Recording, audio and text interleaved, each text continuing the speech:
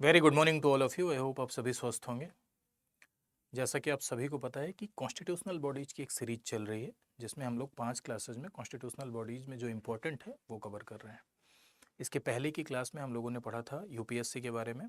UPSC के क्या functions होते हैं, क्या शक्तियाँ होती हैं, और उससे संबंधित प्री और मेंस के सवाल भी किए रहे थे। ठीक है, और वीडियो सेक्शन में जाके आप इसे देख सकते हैं। इससे पहले हम लोगों ने पढ़ा था इलेक्शन कमीशन, यानी मंडे को जो क्लास हुई थी उसमें हम लोग इलेक्शन कमीशन पढ़े थे। सारी बातें मैंने आपको बताई थी जो एग्ज़ाम के लिए इंपॉर्टेंट है। उसके बाद की जो क्लास हुई थी वो संघ लोक सेवा आयोग यानी यूपीएससी पर आधारित थी। और आज की अपनी क्लास सीएजी यानी controller and auditor general of India पर फोकस्ड है। इसमें हम लोग देखेंगे कि आखिर सीएजी क्या है, सीएजी की नियुक्ति कैसे होती है, इसका क्या क्वालिफिकेशन होता है, इस संस्था का क्या इंपॉर्टेंस है, क्या इसकी शक्तियाँ हैं, क्यों आखिर इस संस्था का निर्माण किया गया, इसको इतनी इंडिपेंडेंस क्यों दी गई, ये पार्लियामेंट के एजेंट के तौर पर क्यों काम करता है, कैसे ये गवर्नमेंट को रिस्पॉन्सिबल बनाता है, यानी कैसे ये सरकार को जवाबदेह बनाता है। ठीक है, तो चलिए शुरू करते हैं। सेशन को आप लोग अपने दोस्तों के मध्य शेयर भी करिएगा क्योंकि ये इम्पोर्टेंट है। प्री के सिलेबस को भी कवर करता है, मेंस के सिलेबस को भी कवर करता है, यानी आपके भीतर एक सारगर्भित अप्रोच, होलिस्टिक अप्रोच डेवलप करेगा ये पूरा का पूरा सेशन। ठीक है, तो शुरू करते हैं हम लोग। यदि आप यूपीएससी के लिए, यूपीपीसीएस के लिए, वीओ के लिए प्रिपेयर कर रहे हैं तो ये सेशन आपके लिए बहुत ही ज़्यादा इंपॉर्टेंट होने वाला है। ठीक है, तो चलिए भाई शुरू करते हैं। सीएजी यानी controller and auditor general of India. एक बात बहुत ध्यान से समझिएगा कि इसे पब्लिक पर्स का प्रोटेक्टर कहा जाता है। पब्लिक पर्स का प्रोटेक्टर कहा जाता है यानी आपके पैसे का संरक्षक कहा जाता है। कैसे ये आपके पैसे को प्रोटेक्ट करता है? तो सरकार ने जो पैसा खर्च किया, अगर मान लीजिए कि सरकार ने कहीं 10 रुपये खर्च किया तो ये उसका ऑडिट करता है। ठीक है, एक ऑडिट एजेंसी है, ध्यान रखिएगा, सिर्फ ऑडिट करेगा, ऑडिट करके रिपोर्ट बनाएगा, रिपोर्ट ले जाके प्रेसिडेंट को देगा और प्रेसिडेंट उस रिपोर्ट को पार्लियामेंट में रखता है और पार्लियामेंट में अलग अलग पार्लियामेंट्री कमेटीज़ है जो उसको एग्जामिन करती हैं। एक तरीके से जब पार्लियामेंट में वो रिपोर्ट पहुंचती है तो उस पर चर्चा हो रही है, डिस्कशन हो रहा है और उसकी बातें जनता के बीच में जा रही हैं। तो अगर कुछ लूप होल्स होते हैं, सरकार ने कुछ गलत खर्चा किया है, तो इससे सरकार को जवाबदेह होना पड़ता है, सरकार को जवाब देना पड़ता है। इससे गवर्नमेंट रिस्पॉन्सिबल होती है, यानी सरकार जवाबदेह होती है। पब्लिक पर्स का प्रोटेक्टर इसे इसीलिए कहा जाता है। डॉक्टर अंबेडकर ने इसे संविधान का सबसे महत्वपूर्ण अधिकारी बताया। संविधान का सबसे महत्वपूर्ण अधिकारी है और इंडिपेंडेंट बॉडी के तौर पर यह संस्था कार्य करती है। इसे कॉन्स्टिट्यूशन के द्वारा सिक्योरिटी दी गई है, संवैधानिक प्रावधानों के तहत इसे स्वतंत्रता दी गई है। क्यों? इसीलिए दी गई है क्योंकि सरकार के खर्चों का अगर कोई ऑडिट कर रहा है और ऐसे में उसके ऊपर अगर गवर्नमेंट का प्रेशर हुआ, गवर्नमेंट का दबाव हुआ या वो संस्था बायस्ड हुई, पक्षपाती हुई, तो सरकार के खर्चों का ट्रांसपेरेंट ऑडिट नहीं कर पाएगी। ट्रांसपेरेंट ऑडिट नहीं कर पाएगी तो अगर कोई गलत खर्चा हुआ है या किसी भी प्रकार की वित्तीय अनियमितता है तो वो उजागर नहीं हो पाएगी। सीएजी ने बहुत बड़े बड़े घोटाले इस देश में पकड़े, जैसे 2G स्पेक्ट्रम घोटाला, कॉमनवेल्थ घोटाला। कॉमनवेल्थ घोटाले में तो जितने की कुर्सी खरीदी जा सकती थी उतना कुर्सी का किराया दे रहे थे, ये हालात थे। तो इन घोटालों को पकड़ा था सीएजी ने। खैर, आइए देखते हैं। तो सीएजी से रिलेटेड जो प्रोविजंस हैं, यानी नियंत्रक एवं महालेखा परीक्षक से संबंधित जो प्रावधान है वो आप देखेंगे कि इंडियन कॉन्स्टिट्यूशन के पार्ट 5 में, यानी भारतीय संविधान के भाग 5 में कहाँ से लेके कहाँ तक, 148 से लेके 151 तक ये प्रोविजन किए गए हैं। और मेरे भाइयों, under article 148 of the constitution CAG एक कॉन्स्टिट्यूशनल बॉडी है, यानी संवैधानिक निकाय है। कॉन्स्टिट्यूशनल बॉडी का अर्थ ये होता है कि ऐसी बॉडी जिसका उल्लेख संविधान में किया गया है उसे हम क्या कहते हैं, उसे हम कॉन्स्टिट्यूशनल बॉडी कहते हैं। और सीएजी का भी उल्लेख संविधान में है, सो ये एक ऐसी बॉडी है, ये कॉन्स्टिट्यूशनल बॉडी है। ठीक है, संवैधानिक निकाय है, संविधान के द्वारा इसे सुरक्षा मिलेगी और संविधान के द्वारा इसे सिक्योरिटी मिलेगी। इसे संविधान में शामिल करने और संविधान के द्वारा इसके प्रोविजन किए जाने के पीछे का जो तर्क है वो यही है कि इसे एक ऐसी स्वतंत्र संस्था के तौर पर स्थापित करना था, ऐसी इंडिपेंडेंट संस्था के तौर पर स्थापित करना था कि इसके ऊपर किसी भी प्रकार का कोई प्रेशर न हो, किसी भी प्रकार का कोई दबाव न हो और यह स्वतंत्रता पूर्वक सरकार के खर्चों का ऑडिट कर सके और पब्लिक पर्स का प्रोटेक्टर बन सके, यानी आपके पैसे का संरक्षक बन सके। इसे वॉचिंग डॉग कहा जाता है ना, रखवाला कुत्ता के तौर पर लोग जो है कभी कभी इसे कहते हैं। ठीक है, क्यों? क्योंकि ये सरकार के द्वारा खर्च किए गए पैसे को ऑडिट कर रही है, यानी सरकार जो पैसा खर्च कर रही है किसका पैसा है, आपका पैसा है, राइट। तो इसीलिए ऐसी संज्ञा इसे दी जाती है। तो प्रोटेक्शन ऑफ पब्लिक फाइनेंस में इसकी रिस्पॉन्सिबिलिटी है और संविधान में उल्लिखित सबसे महत्वपूर्ण अधिकारी की संज्ञा इसे डॉक्टर अंबेडकर ने दी। डॉक्टर अंबेडकर ने कहा कि भैया ये संविधान में उल्लिखित सबसे महत्वपूर्ण अधिकारी है, सिर्फ केंद्र के स्तर पर ही नहीं बल्कि सेंट्रल लेवल पर भी, केंद्र के स्तर पर एज वेल एज राज्य के स्तर पर, दोनों स्तर पर ये ऑडिट करता है। केंद्र वाली जो रिपोर्ट होती है वो राष्ट्रपति को जाती है और राज्य वाली जो रिपोर्ट होती है वो गवर्नर को जाती है, यानी राज्यपाल को जाती है, ठीक है।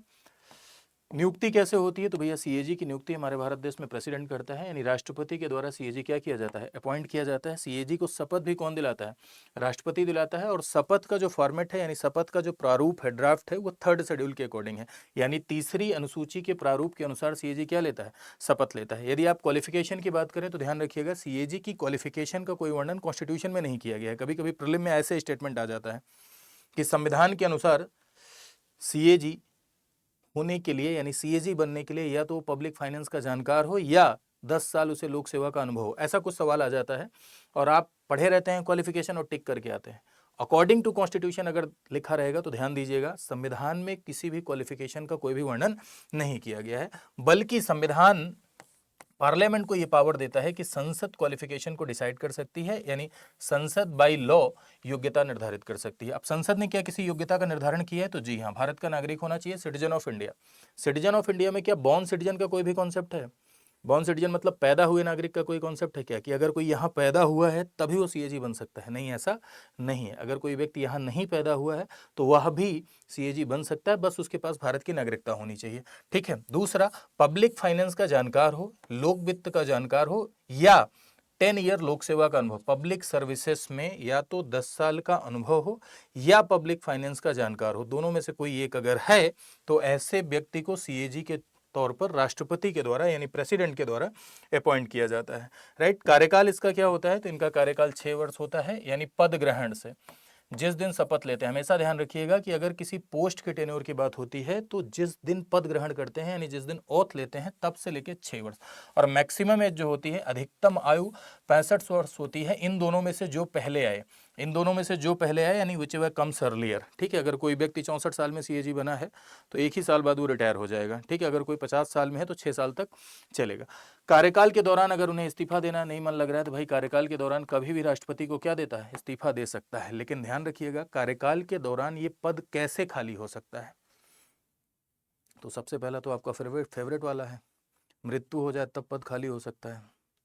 दूसरा, हाँ, जब मैं पूछता हूँ कभी कभी ऑफलाइन क्लासेस में कि कैसे पद खाली हो सकता है, तो सबसे कहते सर मृत्यु हो जाए तो, खैर मृत्यु की दशा में पद खाली होगा। दूसरा, इस्तीफा दे दे, रिजाइन दे दे प्रेसिडेंट को, तब पद खाली होगा।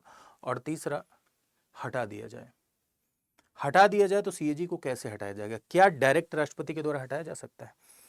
अगर डायरेक्ट राष्ट्रपति के द्वारा हटाने का प्रोविजन होता तो ऐसे में सरकार जब चाहती तब हटा देती। अब सरकार जब चाहती तब हटा देती तो इससे सीएजी की इंडिपेंडेंस मेंटेन ना होती। सीएजी की इंडिपेंडेंस मेंटेन इसलिए ना होती क्योंकि उसे पता है कि ये हमको हटा देंगे, तो उसकी तरफ बायस्ड हो सकता था, उसकी तरफ पक्षपाती हो सकता था। इसीलिए हटाने की प्रक्रिया को टफ बनाया गया, यानी सीएजी को वैसे ही हटाया जाता है जैसे सुप्रीम कोर्ट के जज को। और आप जानते हैं कि इस बात को ही लेकर यह कहा जाता है कि सीएजी को कार्यकाल की सुरक्षा दी गई है। कार्यकाल की सुरक्षा का अर्थ यह है कि यदि किसी पद को, यदि किसी पोस्ट को डायरेक्टली हटाने का प्रोविजन नहीं है, संविधान में जो निर्धारित प्रोविजन है उनके द्वारा हटाया जा रहा है, तो वो कार्यकाल की सुरक्षा है। और यहां पर यह साफ साफ मेंशन है कि वैसे ही हटाया जाएगा जैसे सुप्रीम कोर्ट के न्यायाधीश को हटाया जाता है। और सुप्रीम कोर्ट के न्यायाधीश को कैसे हटाया जाता है? सुप्रीम कोर्ट के न्यायाधीश को क्या डायरेक्ट राष्ट्रपति हटा सकते हैं? नहीं। सुप्रीम कोर्ट के न्यायाधीश को हटाने के लिए पार्लियामेंट के दोनों हाउस में स्पेशल मेजोरिटी से पारित होना पड़ता है। सुप्रीम कोर्ट के जज के हटाने का प्रस्ताव कहीं भी लाया जा सकता है, जैसे मैं 2 मिनट में क्लियर कर दे रहा हूं कैसे सुप्रीम कोर्ट के जज को हटाया जाता है। तो सुप्रीम कोर्ट के जज को यदि हटाना है तो 14 दिन पूर्व सूचना देते हैं, यानी 14 दिन पहले सूचना देंगे। हटाने का प्रस्ताव कहीं भी ला सकते हैं, चाहे लोकसभा चाहे राज्यसभा। यदि लोकसभा में लाना है तो 100 लोगों का सपोर्ट चाहिए लाने के लिए, राज्यसभा में लाना है तो 50 लोगों का सपोर्ट चाहिए। अब जहां प्रस्ताव आया है वहां का जो प्रिसाइडिंग ऑफिसर है वो चाहे तो कंसीडर करे चाहे तो ना करे, यानी उसके ऊपर वो डिपेंड करता है कि वो प्रस्ताव को आगे बढ़ाए या नहीं। एक बार क्या हुआ था, दीपक मिश्रा को हटाने के लिए प्रस्ताव राज्यसभा में आया था, 50 लोग के सपोर्ट के साथ आया था, लेकिन उस समय के उपराष्ट्रपति जो थे यानी राज्यसभा के जो चेयरमैन थे उन्होंने कंसीडर नहीं किया। उन्होंने बोला जो भी आरोप लगे हैं वो निराधार हैं, ठीक नहीं है। तो क्या आरोप लगते हैं, किन कारणों से सुप्रीम कोर्ट के जज को हटाया जाता है? तो दो कारण होता है, एक होता है कदाचार यानी मिसबिहेवियर, दूसरा कारण होता है इनकेपेसिटी, अक्षमता। तो कदाचार अक्षमता के आधार पर हटाया जा सकता है 14 दिन की पूर्व सूचना देकर। कहीं भी प्रस्ताव लाते हैं या लोकसभा या राज्यसभा, अब जहां प्रस्ताव आया है वहां एक समिति बनती है, समिति आरोपों की जांच करती है, यानी कमेटी बनती है। कमेटी जो भी एलिगेशंस हैं उनको इन्वेस्टिगेट करती है और अगर सही पाया गया तो वहाँ स्पेशल मेजोरिटी यानी विशेष बहुमत से पारित होना होगा। पारित हो गया तो नेक्स्ट हाउस जाएगा। नेक्स्ट हाउस कोई भी हो सकता है, पहले अगर लोकसभा आया रहेगा तो राज्यसभा जाएगा, पहले राज्यसभा आया रहेगा तो लोकसभा जाएगा। नेक्स्ट हाउस में भी स्पेशल मेजोरिटी से पास हो जाएगा। अगर दोनों जगह स्पेशल मेजोरिटी से पास हो जाता है तो प्रेसिडेंशियल ऑर्डर से, राष्ट्रपति के आदेश के द्वारा हटाया जाता है। तो जैसे सुप्रीम कोर्ट के जज को हटाया जाता है मेरे भाई, वैसे ही सीएजी को भी हटाया जाएगा। यदि सीएजी के वेतन भत्तों की बात करें तो संसद के द्वारा वेतन भत्तों का निर्धारण किया जाता है। जो भी इनकी सैलरी और अलाउंसेस हैं वो संसद के द्वारा निर्धारित की जाती है। और दूसरी बात, इसके वेतन भत्ते संचित निधि पर भारित होते हैं। देखो ये भी एक पॉइंट है जो सीएजी की स्वतंत्रता को मेंटेन कर रहा है। कैसे? ने पढ़ा होगा consolidated fund of India article 263 के तहत, माफ कीजिएगा 266 के तहत भारत की संचित निधि एस्टेब्लिश्ड है। भारत की संचित निधि यानी जो भी पैसा भारत सरकार को टैक्स से, नॉन टैक्स से या बोरोइंग से मिलता है, कर, गैर कर या उधार से जो भी पैसा भारत सरकार को मिलता है वो संचित निधि में जाता है। तो जो भी खर्च होता है वो भी यहीं से खर्च होता है। दो तरह का खर्चा होता है, एक नॉर्मल एक्सपेंडिचर और दूसरा चार्ज एक्सपेंडिचर। नॉर्मल एक्सपेंडिचर का मतलब ये है कि जैसे रेलवे के लिए 1000 करोड़ रुपए बजट में आवंटित किए गए, अब रेलवे ने 1000 करोड़ रुपए मांगा, उसको 1000 करोड़ रुपए मिले, तो ये नॉर्मल खर्चा है। इस पर वोटिंग होती है पार्लियामेंट में, वोटिंग होती है मीन्स उसे कम भी किया जा सकता है। लेकिन एक ऐसा एक्सपेंडिचर होता है जिसे हम कहते हैं चार्ज एक्सपेंडिचर यानी भारित व्यय। मेरे भाइयों, भारित व्यय ऐसे व्यय होते हैं कि जो बजट में शामिल किए जाते हैं, संसद में डिस्कस भी हो सकते हैं, लेकिन इन पर वोटिंग नहीं होती। वोटिंग नहीं होती मीन्स इसे कम नहीं किया जा सकता है, कम नहीं किया जा सकता। और ऐसी पोस्ट या ऐसा इंस्टीट्यूशन जिसकी इंडिपेंडेंस को मेंटेन करना होता है, उनके खर्चों को संचित निधि पर भारित कर दिया जाता है। यानी ऐसी पोस्ट या ऐसा इंस्टीट्यूशन, ऐसा पद या ऐसी संस्था जिसकी इंडिपेंडेंस को मेंटेन करना है, उसके जो एक्सपेंडिचर हैं उसको संचित निधि पर भारित यानी charge on the consolidated fund कर दिया जाता है, जिससे उसे लेजिस्लेचर, पार्लियामेंट कम न कर सके।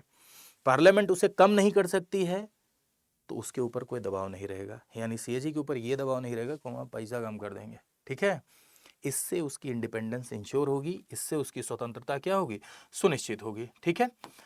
आर्टिकल 151 कभी कभी फैक्चुअल डेटा में पूछ लिया जाता है कि भाई सीएजी अपनी रिपोर्ट किसे देगा। तो सीएजी की यदि रिपोर्ट की बात करें तो सीएजी सेंटर से रिलेटेड जो रिपोर्ट है वो प्रेसिडेंट के पास जाती है, प्रेसिडेंट उसे संसद के पटल पर रखता है, वही बात यहाँ पर मेंशन है।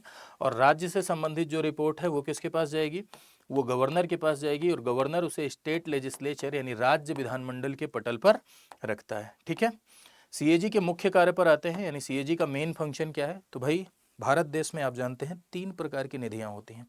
अब 3 प्रकार की निधियां भारत देश में होती हैं। एक होती है संचित निधि, भारत सरकार को जो भी पैसा मिलता है संचित निधि में जाता है। दूसरी आपकी आकस्मिक निधि, कंटिजेंसी फंड, ये एक तरीके का ऐसा निधि है जैसे तुरंत तुरंत पैसे की जरूरत पड़ी तो कहाँ से लेंगे, यहाँ से अगर कोई भी फंड आउट करना होता है तो जब तक अप्रोप्रिएशन बिल पास नहीं होता, यानी जब तक पार्लियामेंट अप्रूव नहीं कर देती, तब तक यहाँ से पैसा नहीं निकाल सकते। और पता चला कोई सडन सिचुएशन आई, बाढ़ आई, भूकंप आया, तो यहाँ बिल लेके आए, है ना। तो ऐसे में यहाँ से पैसा खर्च करते हैं, फिर यहाँ से निकाल के इसमें डाल देते हैं। यहाँ से पैसा राष्ट्रपति की सहमति से खर्च किया जा सकता है, ठीक है। यहाँ से पैसा तभी खर्च होगा जब पार्लियामेंट अप्रूव कर दे।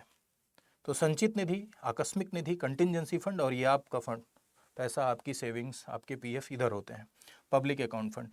तो ये तीनों फंड से अगर कोई भी फंड आउट हुआ तो उसका ऑडिट कौन करता है, सीएजी उसका ऑडिट करता है। सबसे मुख्य कार्य इसका यही है। वही बात यहाँ पर मेंशन है कि भारत सरकार और राज्य सरकार और केंद्र शासित प्रदेशों के सभी एक्सपेंडिचर यानी सारे के सारे जो एक्सपेंडिचर हैं उनको ऑडिट करता है, ठीक है। सिर्फ ऑडिट करेगा, मारेगा पीटेगा नहीं, एफआईआर नहीं दर्ज करता है, सिर्फ और सिर्फ क्या करता है, सिर्फ और सिर्फ ऑडिट करता है, ऑडिट करके रिपोर्ट बनाता है। एक तरीके से देखा जाए तो फाइनेंशियल डिसिप्लिन क्रिएट करने में यानी वित्तीय अनुशासन को क्रिएट करने में इसकी महत्वपूर्ण भूमिका होती है। ठीक है, जो भी सरकार की प्राप्तियां हैं, रेवेन्यू रिसिप्ट है और जो भी एक्सपेंडिचर है उसका क्या करेगा, उसको ऑडिट करता है। इवन नॉट इवन डिपार्टमेंट का ऑडिट तो कर ही रहा है, जो सरकारी डिपार्टमेंट है, इसके साथ साथ जो सार्वजनिक उपक्रम है, पब्लिक इंटरप्राइज जिसे आप पीएसयूज कहते हैं, पब्लिक सेक्टर यूनिट, तो पब्लिक सेक्टर यूनिट के जो खर्चे हैं उनका भी ये ऑडिट करता है, उनके खातों का भी ऑडिट करता है। तो यही लिखा हुआ है कि केंद्र सरकार, राज्य सरकार, केंद्र शासित प्रदेश के सभी एक्सपेंडिचर, सारे विभागों का ऑडिट, पीएसयूज का ऑडिट, सरकार की जो प्राप्तियां हैं, रेवेन्यू रिसिप्ट एंड एक्सपेंडिचर का ऑडिट और वित्तीय अनुशासन बनाने में इसकी महत्वपूर्ण भूमिका है। तो ये इसकी क्या है, इंपॉर्टेंट फंक्शंस है, यानी मुख्य कार्य है। लेकिन आप जानते हैं कि कोई भी संस्था कभी परफेक्ट नहीं हो सकती। हर संस्था में कुछ ना कुछ सीमाएं होती हैं, कुछ लिमिटेशंस होती हैं, ठीक है, जो कि पॉलिटिकल सिचुएशन को ध्यान में रख के बनाई जाती हैं, और कुछ चुनौतियां हैं जो पॉलिटिकल सिस्टम में आ जाती हैं। कभी भी कोई भी पद, कोई भी संस्था परफेक्ट नहीं हो सकती डेमोक्रेसी में। सब में कुछ ना कुछ चैलेंजेस आपको दिखाई पड़ते हैं और कुछ ना कुछ रिस्ट्रिक्शंस दिखाई पड़ते हैं, कुछ ना कुछ लिमिटेशंस दिखाई पड़ती हैं। तो क्या लिमिटेशंस है, सीएजी की क्या सीमाएं हैं? तो भाई देखो, सीएजी केवल ऑडिट करता है, ये पॉलिसी मेकिंग का काम नहीं करता, पॉलिसी मेकिंग में पार्टिसिपेट नहीं करता, सिर्फ और सिर्फ ऑडिट करेगा। ठीक है, ऑडिट के बाद केवल रिपोर्ट देता है, कार्रवाई करता है क्या? अगर मान लीजिए किसने ऑडिट किया, घोटाला निकला, अब घोटाला निकला तो क्या इसमें कोई कार्यवाही कर सकता है? नहीं, कोई कार्यवाही नहीं कर सकता है। ठीक है, बाद में उसकी रिपोर्ट के आधार पर कोई दूसरी संस्था जांच करे, एफआईआर दर्ज हो, अलग बात है, लेकिन ये स्वयं इसमें कुछ भी नहीं करता है। निजी कंपनी और गैर सरकारी संगठनों का खातों का ऑडिट नहीं कर सकता। प्राइवेट कंपनी स्टडी आईक्यू का ऑडिट कर सकता है क्या? नहीं, जब तक सरकार से ऐसा कोई कार्य न सौंपा जाए, जब से सरकार से निधि न मिली हो, तब तक ये ऐसा नहीं करता है। ठीक है, रिपोर्ट जो भी सिफारिश करता है, उस सिफारिश को लागू करवाने की शक्ति इनके पास नहीं है, सिर्फ एडवाइस करता है, सिफारिश करता है। ऑडिट की सीमा किसके द्वारा? सरकार के द्वारा तय की जाती है, यानी इसे कानून से, संविधान से जो शक्तियां मिलती हैं, उन शक्तियों के अनुरूप ये कार्य करता है। तो these are the limitations of the CAG. ये सीएजी की क्या है, सीमाएं हैं, यानी लिमिटेशंस है। ठीक है, अब आ जाते हैं थोड़ा सवाल पर। सवाल देखिए क्या है, प्रीलिम से रिलेटेड सवाल। पहला सवाल आपका लिखा हुआ है कि सीएजी को राष्ट्रपति के द्वारा यानी प्रेसिडेंट के द्वारा अपॉइंट किया जाता है। पहला स्टेटमेंट कह रहा है सवाल का। दूसरा स्टेटमेंट है कि सीएजी को मंत्रिपरिषद की सलाह पर राष्ट्रपति के द्वारा हटाया जा सकता है। ठीक है, और थर्ड स्टेटमेंट कह रहा है कि सीएजी का कार्यकाल 6 या 65 वर्ष की आयु तक जो पहले हो होता है, और इसमें आपको राइट स्टेटमेंट चूज करना है, यानी सत्य कथन आपको बताना है। तो अभी थोड़ी देर पहले हम लोगों ने क्या देखा था कि सीएजी की नियुक्ति को किसके द्वारा हो रही है, राष्ट्रपति के द्वारा नियुक्ति हो रही है। तो पहला स्टेटमेंट आपका बिल्कुल क्या हो जाएगा, सही। मंत्रिपरिषद की सलाह पर हटाया जा सकता है क्या? नहीं, मंत्रिपरिषद की सलाह पर नहीं हटाया जा सकता है, बल्कि इसे वैसे ही हटाया जाता है जैसे सुप्रीम कोर्ट के जज को इसे कार्यकाल की सुरक्षा मिली हुई है, सिक्योरिटी ऑफ टेन्योर मिला हुआ है, वैसे ही हटाया जाता है जैसे सुप्रीम कोर्ट के जज को डायरेक्टली हटाया नहीं जा सकता है। तो ये स्टेटमेंट आपका गलत हो जाएगा। कार्यकाल 6-65 इन दोनों में से जो पहले आए, इन दोनों में से जो पहले आए, तो ये थर्ड स्टेटमेंट आपका क्या हो जाएगा, सही हो जाएगा। कार्यकाल 6 साल होता है, मैक्सिमम एज 65 साल होती है, इन दोनों में से जो पहले आए, विच एवर कम्स अर्लियर। तो फर्स्ट एंड थर्ड आपका क्या हो जाएगा, राइट स्टेटमेंट हो जाएगा। पहला और तीसरा आपका राइट स्टेटमेंट। नेक्स्ट लिखा हुआ है कि duties and powers of CAG are prescribed in CAG duties power conditions of service act 1971। ठीक है, सीएजी के कर्तव्यों और शक्तियों का उल्लेख 1971 के अधिनियम में किया गया है। सीएजी केवल केंद्र सरकार के खातों का ऑडिट करता है, राज्यों का नहीं। केवल सेंट्रल गवर्नमेंट के खातों को ऑडिट करेगा। सीएजी अपनी रिपोर्ट प्रेसिडेंट को सौंपता है, जो उसे पार्लियामेंट के पटल पर यानी संसद के समक्ष प्रस्तुत करता है। इसमें भी आपको राइट स्टेटमेंट चूज करना है, यानी इसमें भी आपको क्या बताना है, सत्य बताना है, सत्य कथन आपको इसमें बताना है। राइट, चलिए तो देखिए पहला वाला स्टेटमेंट जो है बिल्कुल सही लिखा हुआ है। ये सवाल मैंने इसीलिए शामिल किया है क्योंकि आपको ये एक्ट भी पता चल जाए कि भाई इस एक्ट के थ्रू सीएजी की ड्यूटी एंड पावर्स क्या होती है, डिसाइड होती है। तो सीएजी के कर्तव्यों और शक्तियों का उल्लेख 1971 में किया गया। यहाँ से ये बात भी आपको पता चल रही है कि क्या संसद इसके कर्तव्यों और शक्तियों को बाई लॉ डिसाइड कर सकती है? जी हाँ, ये सरकार का एजेंट नहीं है, ये संसद के एजेंट के तौर पर कार्य करता है। ये सरकार का एजेंट नहीं है बल्कि संसद के एजेंट के तौर पर कार्य करता है। तो पहला बिल्कुल सही हो जाएगा। यहाँ केवल लिखा है, मैंने कई बार आपको बताया है कि पॉलिटी के सवालों में कहीं कॉन्स्टिट्यूशन लिखा है, कहीं ओनली लिखा है, कहीं सिटीजन लिखा है, कहीं पीपल लिखा है, ठीक है, ऑलवेज लिखा है तो वहाँ जाल होने की संभावना होती है, वहाँ बड़ी बड़ी आंखें करके देखा करो, इसको मैं कजरोटा कॉन्सेप्ट कहता हूँ। ठीक है, बड़ी बड़ी आंखें करके देखना, क्योंकि जाल होने की संभावना है। जरूरी नहीं है कि हमेशा स्टेटमेंट गलत ही हो जाए, लेकिन ट्रैप होने की संभावना होती है, जाल होने की संभावना होती है। तो ये स्टेटमेंट आपका क्या हो जाएगा, गलत हो जाएगा। अगला कह रहा है कि सीएजी अपनी रिपोर्ट राष्ट्रपति को देता है जो कि संसद के समक्ष प्रस्तुत की जाती है। तो ये बिल्कुल सही है, केंद्र से संबंधित रिपोर्ट किसे देता है, राष्ट्रपति को देता है। और ये बात कहाँ मेंशन है, आर्टिकल 151 ऑफ द कॉन्स्टिट्यूशन में क्या है, मेंशन है। तो ये सेकंड स्टेटमेंट गलत, तो आंसर क्या हो जाएगा, फर्स्ट एंड थर्ड आपका राइट आंसर हो जाएगा। ठीक है, चलिए थोड़ा सा सीएजी के बारे में कुछ पुरानी बातें हैं, वो भी आप देख लीजिए कि सबसे पहले महालेखाकार का कार्यकाल हुआ करता था, अकाउंटेंट जनरल का कार्यकाल का ऑफिस हुआ करता था, और कार्यालय, यहाँ पर थोड़ा सा मिसप्रिंट हो गया है भाई, कार्यकाल नहीं, कार्यालय, कार्यालय ये 1858 में क्या हुआ था, स्थापित हुआ था। 1960 में एडवर्ड डूमन पहले ऑडिटर जनरल के रूप में नियुक्त हुए, और 1866 में इसका नाम बदल के क्या कर दिया गया, नियंत्रक महालेखा परीक्षक कर दिया गया। और भारत सरकार अधिनियम 1919 के तहत इस पद को सरकारी नियंत्रण से मुक्त कर दिया गया और वैधानिक दर्जा, कभी कभी ये भी पूछ लिया जाता है कि सीएजी को वैधानिक दर्जा कौन से अधिनियम के थ्रू मिला, और उसमें कुछ डेवलपमेंट ऑफ कॉन्स्टिट्यूशन के एक्ट दिए हुए रहते हैं, तो ये उसमें सही होगा आपका, भारत सरकार अधिनियम 1919 के तहत इसे क्या किया गया, लीगलाइज किया गया। ठीक है, चलिए एक मेंस का सवाल है, ये भी देख लीजिए कि भारत के नियंत्रक एवं महालेखा परीक्षक को लोक लेखा का संरक्षक कहा जाता है। उसके इस भूमिका की समीक्षा कीजिए तथा उसकी शक्तियों और सीमाओं पर चर्चा कीजिए। क्या कहा जाता है, लोक लेखा का संरक्षक कहा जाता है। उसकी इस भूमिका की आपको समीक्षा करनी है और शक्तियों और सीमाओं पर चर्चा करनी है। क्या अप्रोच होगा भाई इसका, तो आप जानते हैं कि introduction, main body, conclusion, 3 part है। ठीक है, इंट्रोडक्शन में सबसे पहले हम लोग क्या बताएंगे, इंट्रोडक्शन में हम बताएंगे व्हाट इज सीएजी, सीएजी क्या है और उसका सिग्निफिकेंस, दोनों बातें। जब हम किसी भी बात को इंट्रोड्यूस करते हैं, किसी पद की परिभाषा देते हैं, तो उसका सिग्निफिकेंस भी अगर लिख देते हैं तो और बढ़िया हो जाता है और प्रभावशाली हो जाता है। दूसरा, मेन बॉडी में जब आप जाएंगे तो मेन बॉडी में सबसे पहले आप ये बताएंगे कि क्या भूमिका है, और सीएजी की भूमिका यदि आपको बताना है, रोल ऑफ सीएजी बताना है, तो जाहिर सी बात है कि सीएजी की भूमिका बताने के लिए उसकी कार्य और शक्तियों को आप मेंशन करेंगे।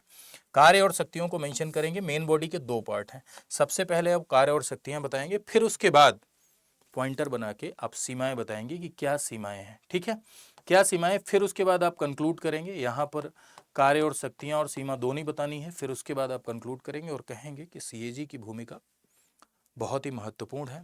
ठीक है, हालांकि इसकी कुछ लिमिटेशंस हैं, इसकी कुछ सीमाएं हैं, लेकिन इन सीमाओं के बावजूद भी सीएजी पब्लिक पर्स का प्रहरी है, या सीएजी लोक वित्त के संरक्षक के तौर पर एक महत्वपूर्ण भूमिका निभाता है। आप ये बात वहां पर मेंशन करेंगे कि एक इंपॉर्टेंट पोस्ट है, ठीक है, इसकी इंपॉर्टेंट रोल है, बट सम लिमिटेशन है, लेकिन इन लिमिटेशन के बावजूद भी ये बेहतर तरीके से अपनी भूमिका को निभाता है।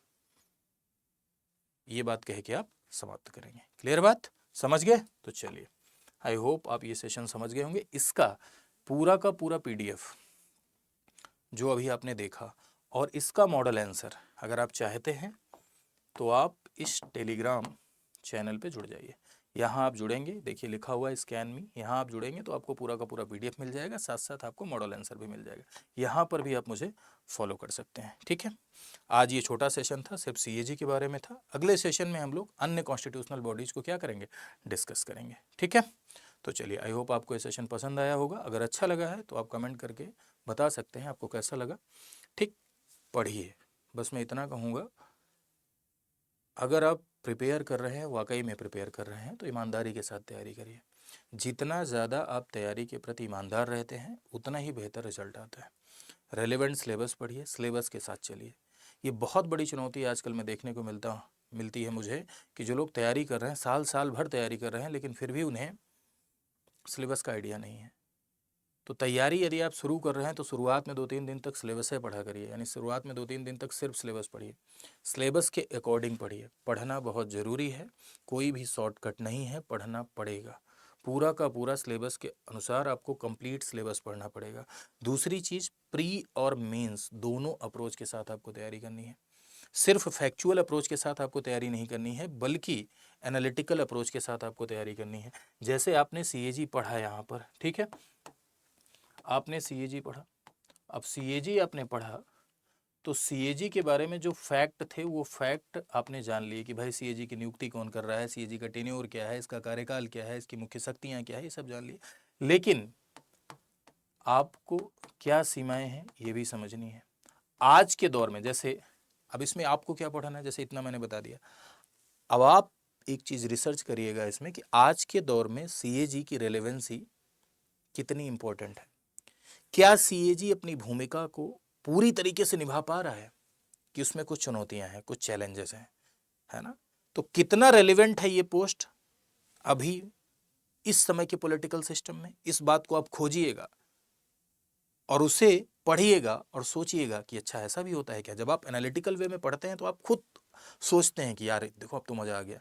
जब आप किसी चीज को एनालिटिकल वे में कॉन्सेप्चुअल मोड में पढ़ते हैं तो फैक्ट अपने आप उसमें कवर हो जाते हैं। साथ ही साथ ये भी पढ़िएगा क्या चैलेंजेस आते हैं सीएजी के रास्ते में, है ना, क्या चुनौतियां आती हैं। तो इन चीज़ों को आप पढ़िएगा। कैसे पढ़ेंगे, गूगल कर सकते हैं, किताब देख सकते हैं, चैट। आजकल तो भैया इतने रिसोर्स हैं, एक ज़माना था जब रिसोर्स हुआ ही नहीं करता था, बहुत कम संसाधन हुआ करते थे, लेकिन आज तो संसाधनों की भरमार है। आज तो ये बताना पड़ता है कि क्या पढ़ें और क्या ना पढ़ें। एक ज़माना था जब यही सिर्फ बताना पड़ता था कि क्या पढ़ें, लेकिन आज ये भी बताना पड़ता है कि क्या ना पढ़ें, क्योंकि इतने ज़्यादा संसाधन हो गए हैं, इतने ज़्यादा रिसोर्सेज हो गए हैं। तो मेरे भाई रिसोर्सेज ढूंढिए, खुद से थोड़ा सा एक्सप्लोर करने की कोशिश किया करिए, खुद से थोड़ा जानने की कोशिश किया करिए, खुद से थोड़ा समझने की कोशिश किया करिए। हर चीज़ में डिपेंडेंसी कम करिए, खुद से जानने का, खुद से समझने का प्रयास करिए। यदि आप खुद से जानने का प्रयास करेंगे, खुद से समझने का प्रयास करेंगे, धीरे धीरे करके सारी चीज़ें का आइडिया आपको खुद ही लग जाएगा। सारी बातों का आइडिया आपको खुद ही लग जाएगा कि कैसे आपको प्रिपेयर करना है, कैसे चरण बाई चरण आपको चलना है आगे, और पूरा का पूरा सिलेबस तैयार करना है। राइट, तो चलिए आज के लिए इतना ही। Thank you so much to all of you. यदि आप हमारे साथ जुड़कर पूरा का पूरा कंप्लीट कोर्स करना चाहते हैं या पूरा का पूरा कंप्लीट प्रिपरेशन करना चाहते हैं, ठीक है, आपको कोचिंग की आवश्यकता महसूस हो रही है। कोचिंग की आवश्यकता महसूस होती है जब आप पूरा का पूरा उस बैकग्राउंड से नहीं रहते हैं। जैसे हिस्ट्री, ज्योग्राफी, पॉलिटी पूछी जाती है, अगर आप इस बैकग्राउंड के नहीं हैं तो आपको आवश्यकता महसूस होती है भी बैकग्राउंड के, पहले बहुत अच्छे से नहीं पढ़ा है, आप चाहते हैं थोड़ा जल्दी पढ़ लें, ठीक है। जब आप खुद से पढ़ते हैं थोड़ा टफ लगता है, टीचर के साथ थोड़ा चीज़ें ईजी हो जाती हैं, तो ये सब रीज़न है जिनकी वजह से कोचिंग की आवश्यकता फील होती है। तो अगर आप ऐसा महसूस कर रहे हैं तो आप हमारे साथ जुड़ के कंप्लीट प्रिपरेशन कर सकते हैं। उसके लिए आपको जाना होगा स्टडी IQ पर, यहाँ पर लिखिएगा गूगल पर जाकर स्टडी IQ, स्टेट PCS पर जाइएगा, उत्तर प्रदेश पर जाइएगा, आपको ढेर सारे बैचेस दिखेंगे। ये मेंस का डेडिकेटेड बैच है, सिर्फ मेंस की तैयारी है इसमें। ये आपका प्री मेंस इंटरव्यू तीनों के लिए बैच है, इसका नाम है आरंभ 13.0। इसमें प्री मेंस इंटरव्यू तीनों की तैयारी कराई जाएगी, और अगर आप प्री पास हो जाते हैं तो ये जो आप पे कर रहे हैं, पैसा दे रहे हैं, वो भी आपका वापस आ जाता है। कैसे इसको परचेज कर सकते हैं, यहाँ बाई नाउ पे जाएंगे। देखिए, दो तरह के बैचेज होते हैं, एक गोल्ड होता है, एक प्रीमियम होता है। दोनों में डिफरेंस क्या है, गोल्ड में आपको क्लासेस मिलती हैं, इंडिविजुअल मेंटरशिप मिलती है, करंट अफेयर की मैगजीन मिलती है, IGP यानी इंटरव्यू गाइडेंस प्रोग्राम मिलता है, 2 साल की वैलिडिटी होती है। प्लेटिनम अगर आप परचेज करते हैं तो प्लेटिनम में आपको क्लासेस तो मिलती हैं, इतनी चीज़ें तो मिलती हैं, साथ साथ एक क्रैश कोर्स प्री का, एक MCQ कोर्स, एक फाउंडेशन कोर्स, एक NCERT कोर्स रिकॉर्डेड मिलता है, और फैकल्टीज़ के द्वारा भी मेंटरशिप इसमें प्रोवाइड की जाती है। तो यहाँ आप बाय नाउ पे क्लिक करेंगे। क्लिक करने के बाद ऐसा ही आपको मुझसे मोबाइल नंबर भी मांग सकता है, मोबाइल नंबर इंटर करिएगा, OTP आएगा, ठीक है। आप देख लीजिएगा, मोबाइल में अगर आप ओपन करते हैं तो दूसरी तरीके से इंटरफेस खुल के आता है, ये लैपटॉप वाला इंटरफेस है। यहाँ कूपन में ढेर सारे यहाँ कूपन लगे हुए रहेंगे, लेकिन आप यहाँ कूपन लगाइएगा VL लाइव। क्या लगाएंगे, ये फैकल्टी कूपन है, और जब आप फैकल्टी कूपन लगाते हैं तो आपको मैक्सिमम डिस्काउंट मिल जाता है। ये देखिए, वैसे 6,000 दिखा रहा था, अभी 7,000 हो गया। तो प्राइस क्या आ गया, गोल्ड का आ गया 11,999 रुपये प्राइस आ गया, और प्लेटिनम का क्या प्राइस आया, 18,999 रुपये। तो पे कर सकते हैं, और पे करके आप अपनी तैयारी को आगे बढ़ा सकते हैं, ठीक है। Thank you so much to all of you. मेरी शुभकामनाएं कि आप सब बेहतर तैयारी करें, सफल हों, और देश और समाज के विकास का माध्यम बने। मिलते हैं नेक्स्ट सेशन में। Thank you so much to all of you.